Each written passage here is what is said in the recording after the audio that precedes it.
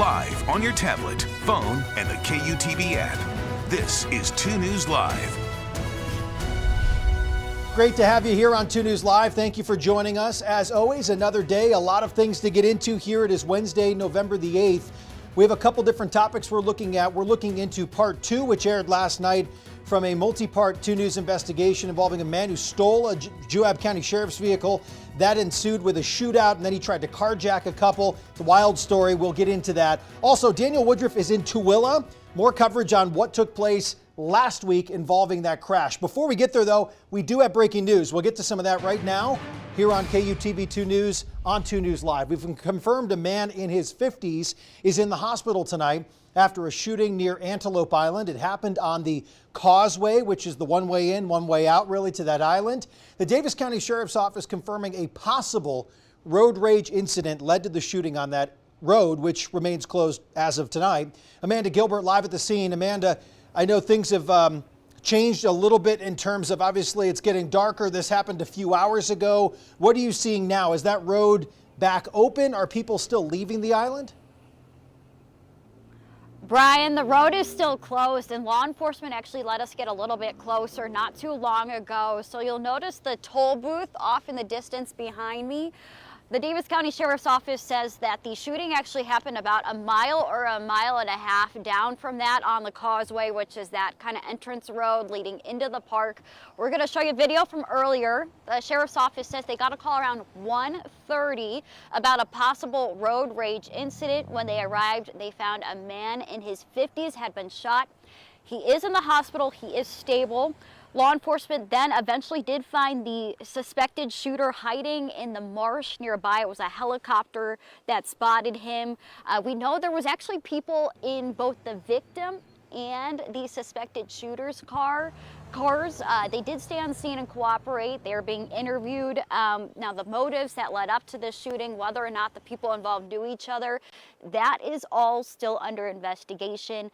Brian, one thing I want to point out, though, is Antelope Island State Park is closed as of now. That is something pretty unusual. They're keeping that causeway entrance closed as they continue to investigate. We have seen cars leaving kind of throughout the night since it is, such a big island, but we have not seen any cars enter. Back to you, Brian. Thank you, Amanda. A lot of details still to come on this. Of course, still very preliminary at this point. Thanks for joining us on 2 News Live. As soon as we learned about this breaking news, we sent a push alert out. To get breaking news updates like this one on your screen, download the 2 News mobile app. Let's go in depth now on a story that we brought you each of the last 2 nights on 2 News at 10 o'clock. Hearing from a couple who were victims of an attempted carjacking. It was really a wild sequence of events that played out on camera. It took us more than 2 years to get the body camera and dash camera video from an incident that took place back in May 2021 in Juab County. A man was pulled over on the side of the road after a traffic stop, walked into a Juab County vehicle. They placed him in the front seat of that vehicle, unhandcuffed.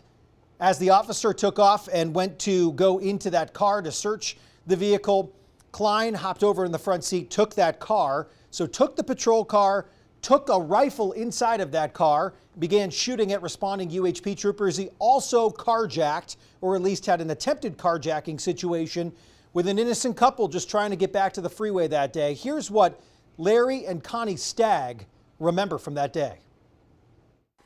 And I rolled the window down. Connie was driving. I was in the passenger side.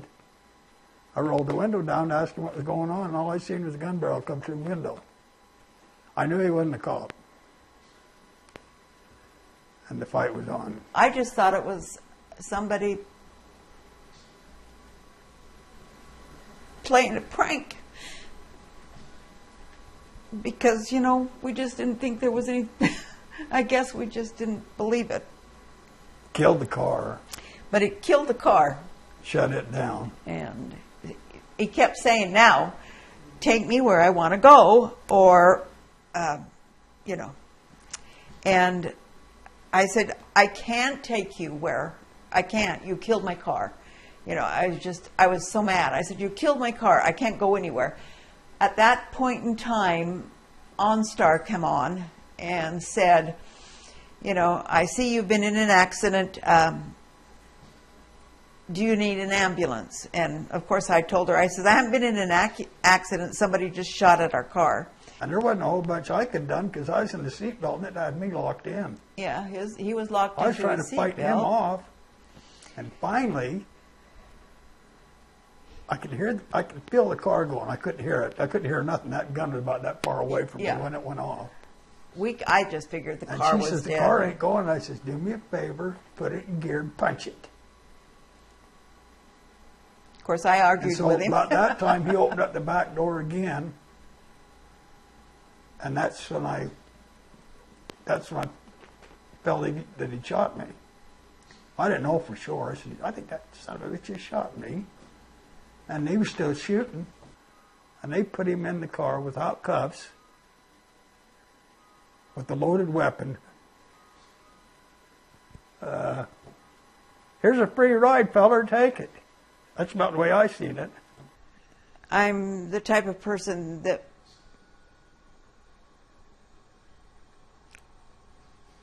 I want to see the good in everybody. Yeah, it's changed. The Stag's emotional years later about this. This was the only time they've spoken publicly about what took place that day. James Klein was put into the front seat of the Juab County Patrol car during that stop. He was not handcuffed. When he was left alone, he stole the vehicle, and he also gained access to the rifle that was inside. So I asked the Juab County Sheriff, Doug Anderson, were any mistakes made that day when Klein wasn't detained in cuffs or put in a secure location within the patrol car? The sheriff told me he didn't believe any mistakes were made. Why wasn't James Klein in handcuffs at the time of him being detained from the vehicle? I cannot extend any criticism to what was done other than, like I say, we reinforce the safety and the training guidelines. I can't respond as to why he wasn't in handcuffs. After the shooting, more than 9 pounds of methamphetamine and a gun were taken from Klein's car that was initially pulled over during the traffic stop. I did ask more questions of Sheriff Anderson about that day and what changes were made as a result. That's coming up in part 3 of this investigation tonight on 2 News at 6, just about 25 minutes. Hey, he's taking your car. If you'd like to watch part 1 and 2 of this investigation, we have those posted on our KUTV YouTube page, also on our website right now, KUTV.com.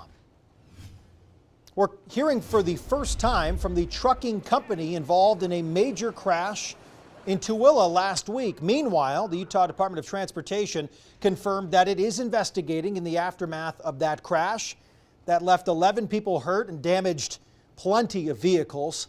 Daniel Woodruff joining us live from Tooele tonight. Daniel, what did you find out from the trucking company today? Yeah, the trucking company is called CL Ranch Transport. They're based here in Tooele County in Grantsville. I was able today to reach both one of the owners and their attorney.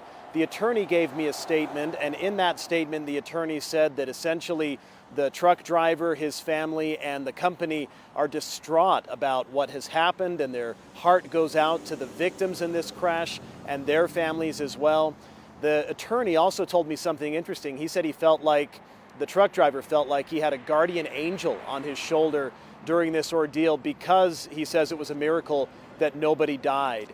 Of course, people were hurt. 11 people, one of them critically, were hurt in that crash last Friday afternoon here in Tooele, right behind me on Main Street, where a truck had apparently lost its brakes, according to police, they believe, and it was careening out of control, ultimately barreling into the Tooele Motor Company building, which is right behind me, catching fire. The building caught fire as well, and so it caused just a tremendous amount of damage. I did confirm today that the Utah Department of Transportation is investigating this crash. They're doing what's called a compliance probe. That's to make sure with the trucking company that basically everything was in order before the crash, safety inspections, things like that. We don't know when we'll get results of that investigation. It could take some time, but a UDOT spokesman says it's just to look and make sure that all of these compliance areas were met that the company is required to meet as a trucking establishment here in the state of Utah. Daniel Woodruff in Tooele tonight. Daniel, this that we're obviously showing you here with some more video happened last week, but really new details coming out each day, new videos. We've seen videos of this truck coming through intersections. We've seen all of the crashes. There were a total of 3. Of course, the big one involving what happened by the Tooele Motor Company. But did the owner say anything else to you? I know you got a statement from the attorney. Did the owner share any words with you today of that company? The owner just said they were cooperating with the investigation. I asked about how the truck driver was doing. The owner told me that the driver is doing good, in his words, that he had been in the hospital but is doing well, and really didn't say much beyond that. I asked specifically to the owner, was there an inspection done beforehand of the brakes of this vehicle? Were all the steps followed beforehand? The owner declined to comment specifically, citing that open investigation, but did say that they are cooperating, that they've given all the paperwork over to UDOT inspectors as they look into this. Daniel, thank you. Again, Daniel Woodruff live in Tooele tonight, covering the story that we brought you a number of times here on 2 News Live, but also over the last couple of days in our coverage here on KUTV and on our website, KUTV.com. It's a reminder, if you're at the scene of breaking news, you can always send pictures and videos to our Chime In page. It's great to see your snow pictures, great to see the pictures of the pets, the sunrise, the sunset. But if you are the eyes and the ears on the ground seeing some breaking news as it happens, or just something that seems a little unique, we want to see it. Send it to us by scanning the QR code on your screen. Obviously, you can send it through Chime In there on the 2 News app or on our website, KUTV.com. Let's talk about some schnee. Let's do it. I'm in. Okay, so storm kind of overperformed a little bit. We were forecasting 3 to 8 hour resorts. Alta picking up 10 inches of snow. Wow. Kind of lingered through the night. We had that last band of snow that impacted us. We showed you that snow basin camera. Remember yesterday at this time? Well, that band hit Alta, got a couple more inches of snow. So this is good.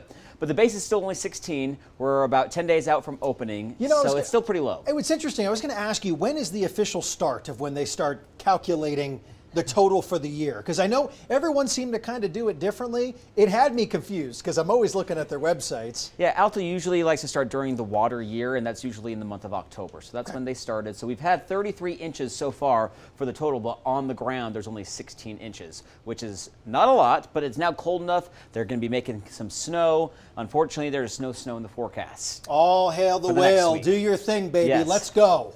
Come on, whale, or to whoever you pray with. We need some more snow. It'll be coming. It's still early in the month.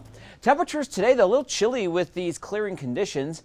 We saw still some lingering clouds, though, in the mountains, but the valleys, lots of sunshine today. Temperatures below average in the upper 40s and low 50s here in northern Utah and across a good chunk of central Utah. St. George, though, at 63. Page, Arizona, though, 71 degrees, but that cooler air continues to push to the east and south. Now, with all that rain and mountain snow, might be a great idea to get your car washed because it's going to stay dry as we head into the weekend, so it's going to last a while. Giving you the green light all the way through Saturday, likely longer. But look at the temperatures. It's a very gradual warm-up. We're still in the upper 40s for tomorrow, low 50s on Friday, and by Saturday we're in the mid-50s. I think we're really going to feel that warmer air later in the weekend and into early next week. Now, there's a large storm out in the Pacific, and it is impressive right now. The problem, though, it's going to hit a ridge of high pressure. It's going to weaken, and it's going to send this storm north and over Utah. It will bring in some cloud cover, but I'm not really seeing any rain or snow making our way. Now, here's the rain and mountain snow across the Pacific Northwest tomorrow. We're sunny here in Utah. We'll see those clouds, though, on Friday, so partly to mostly cloudy skies. A lot of high-level cloud cover, so the sun will still peek through. Not a bad day to wrap up the work week, and then by Saturday we expect more sunshine. There might be a couple high clouds, though, in northern Utah Saturday afternoon, but it looks very quiet over the weekend, which is good news because it is Veterans Day weekend and those national parks are also free on Saturday. Temperatures will be in the 50s at Arches, Canyonlands, and Capitol Reef. A little bit cooler, though, at Bryce, but not bad at 49, and Zion will be perfect with temperatures likely in the 60s.